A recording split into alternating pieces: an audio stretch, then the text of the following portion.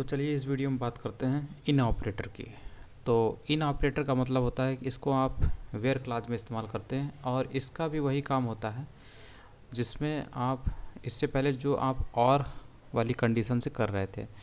तो जैसे अगर आपको मल्टीपल वैल्यूज़ को स्पेसिफाई करना है कि मल्टीपल वैल्यूज़ से जो कॉमन जो आपका वैल्यू है वो सामने आना चाहिए, उससे संबंधित जो रिकॉर्ड है वो सामने आना चाहिए। जैसे ये वैल्यूज़ हैं तो इनके लिए आप इन ऑपरेटर का इस्तेमाल करते हैं और ये जस्ट इसी के सिमिलर है और वेयर क्लास में आप करते हैं।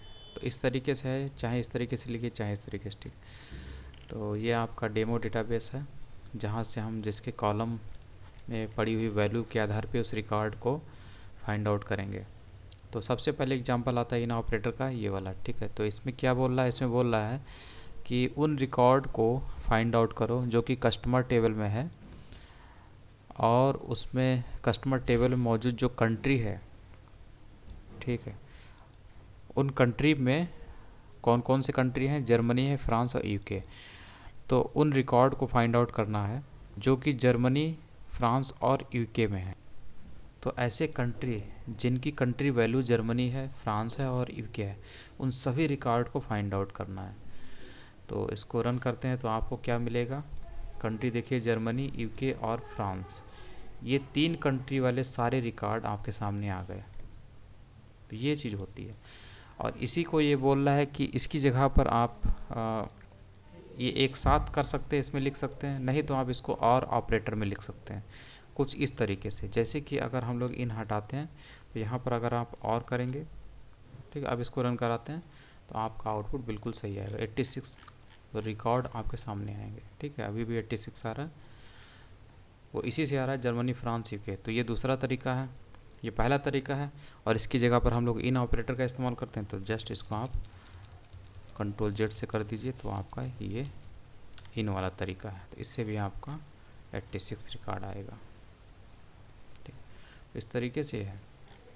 और इसमें और भी देखें तो सेकंड एग्जांपल ये नॉट इन वाला है।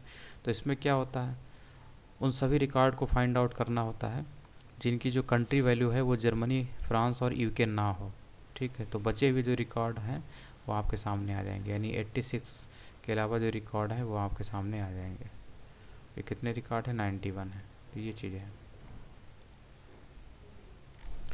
और उसके बाद ये बता रहा है कि उन सभी रिकॉर्ड को फाइंड आउट करना है जो कि जिनका कंट्री नेम जो है, जिनकी वैल्यूज़ जो कंट्री में है वही वैल्यूज़ जो हैं, वही कंट्री वैल्यू उसकी सप्लायर में होनी चाहिए। यानी कि सप्लायर का जो कंट्री वैल्यू है वो और जो कस्टमर की जो कंट्री वैल्यू है वो दोनों सेम होने चाहिए। तो यहाँ पर ये बात कर रहा है।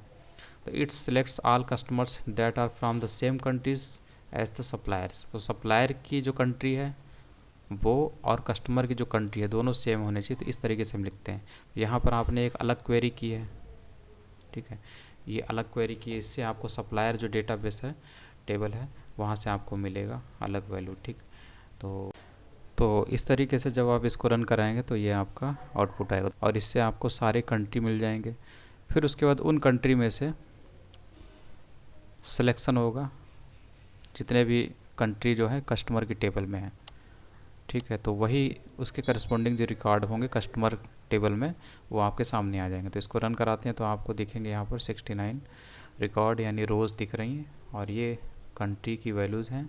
तो ये वो कंट्री हैं जो कि सप्लायर टेबल में भी मौजूद हैं और कस्टमर टेबल में भी मौजूद हैं। तो इस तरीके से है। और जो आपकी जो सप्लायर टेबल है यहाँ पे दी हुई है, तो यहाँ से आप देख सकते हैं ये सप्लायर टेबल है। 29 यहाँ पर रिकॉर्ड हैं, तो 29 आपको यहाँ पे दिख रहे होंगे, ये सारे रिकॉर्ड हैं।